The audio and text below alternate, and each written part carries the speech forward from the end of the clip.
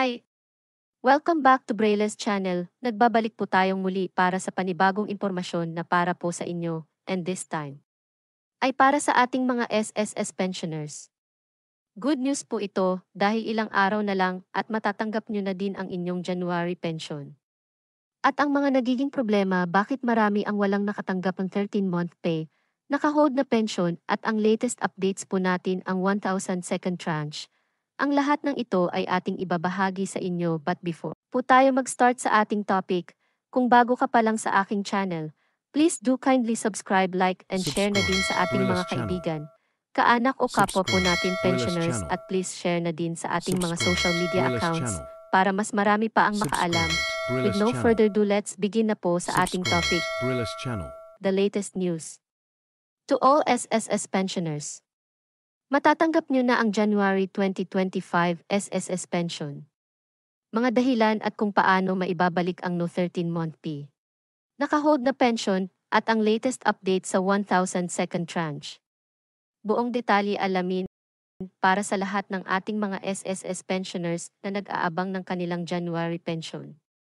At sa mga hindi rin nakatanggap ng kanilang 13-month pay, alamin natin kung paano ito maibabalik. Alamin po muna natin ang inyong January pension. Alam niyo po ba na malapit nyo nang matanggap ang inyong January pension? Kung titignan po natin ang circular guidelines ng SSS with regards sa releasing, nakasaad po dito na ang lahat ng may contingency date of 1 to 15 o ang tinatawag na first batch, ay matatanggap nyo po ang inyong pension every first of the month. At ang mga may contingency of 16 to 30 o ang tinatawag na second batch, ay matatanggap ang kanilang pension every 16th day of the month.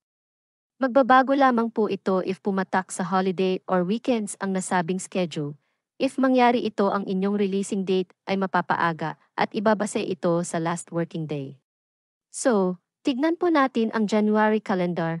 Para sa lahat ng first batch, ang inyong regular schedule of releasing ay dapat on January 1, subalit ang January 1 ay isang holiday. Magmumove po tayo ng schedule. Balik po tayo sa December calendar. Kung makikita niyo po sa December calendar, ang December 30 at 31 ay isang holiday din, at ang December 28 at December 29 ay isang weekend. Kukunin po natin yung last working day of December which is on December 27. Ito na po ang magiging releasing date ng SSS sa inyong January pension or pwede rin na mas mapaaga pa ito, dahil may ilang bangko na nagbibigay ng mas maaga sa schedule. Kaya't maswerte ang lahat ng first batch natin dahil may pera po ulit tayo bago matapos ang taon. Ang mga second batch naman po natin ay hindi magbabago ang releasing date which is on January 16 dahil ito ay isang working day. Ang importante naman ay may matatanggap pa rin po tayong pension at hindi nagkakaproblema.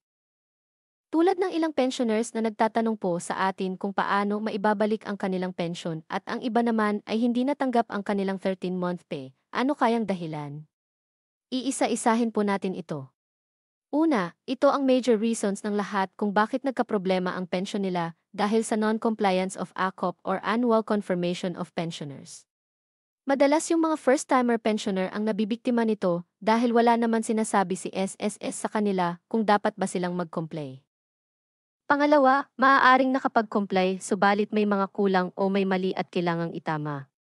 Madalas ay hindi po natin alam na may kulang pala, dahil wala po tayong online account at wala ding hawak si SSS ng ating email address o telephone number. Kaya't pinapayo ko po sa lahat ng mag-update po tayo ng ating personal info at ilagay po natin ang ating email address. Kung wala ay pwede nating gamitin ang email address ng ating mga anak. Dahil dyan po magno-notify sa SSS with regards sa status ng ating pension. Pangatlo, maaaring nakatanggap lamang po tayo ng one-time lump sum amount. Ito ay binibigay sa mga hindi nakaabot ang kanilang hulog o maliit lamang kaya't hindi sila qualify makatanggap ng monthly pension instead. Sila ay bibigyan lamang ng one-time lump sum amount kaya't hindi rin sila kasama sa mabibigyan ng 13-month pay kada taon. Pang-apat, maaaring nasuspend ng tuluyan due to complaints or violations sa pagiging survivorship. Ito po ay pwedeng mangyari sa lahat ng mga survivor pensioners kung kayo po ay nagkaroon ng cohabitation o nakapag-asawa na at maging dahilan para tuluyang mawala na ang inyong pensyon. Another reasons din ay baka naman nasa bangko ang problema, pwedeng nag-expire na ang inyong ATM card o naka-offline sila. Isa rin sa nagiging dahilan ngayon at talamak na ito nangyayari, pwede kasing maging biktima tayo ng mga online scammers o mga hackers na pwede nilang makuha ang ating pensyon without our knowledge. Yan po ang dapat po nating ingatan. Kaya't make sure na kayo lang po ang nakakaalam ng inyong PIN number. Isa rin sa pwedeng maging dahilan ay maaaring hindi po tayo nakapag-update ng ating mga personal information kaya't hindi tayo ma-update ni SSS sa status ng ating pensyon. At iba pang senaryos na pwedeng mangyari. So, ano nga ba ang dapat gawin kapag ito ay nangyari kung wala na po tayong natanggap? At first magtungo o tumawag sa SSS mismo para malaman kung ano ang naging dahilan para alam po agad natin ang first steps na gagawin. Second, ay sa bangko if ever okay naman ang SSS. Kung ito ay tungkol sa AKOP compliance, once malaman niyo po ang problema need lang ito na ayusin agad para mabilis maibalik ang inyong pension. Mas maganda na lagi po tayong updated para hindi po tumagal ang problema. Marami po tayong mga video tutorial with regards sa AKOP compliance procedures. Malaki ang maitutulong nito sa lahat ng nagkakaproblema. Ilalagay ko po ito sa description below. Kung sakali naman sa bank problem, ay agad po tayong magpunta sa bank kung saan po tayo nag-open ng account para maiayos ang naging problema. Kung na-scam at nawala naman ang inyong pension, una nyo pong gawin is tumawag muna sa SSS if naipasok nga ba ang benefits. If yes at nawala talaga, i-report po agad o magpunta po tayo sa inyong bank para ipahold muna ang inyong account temporary.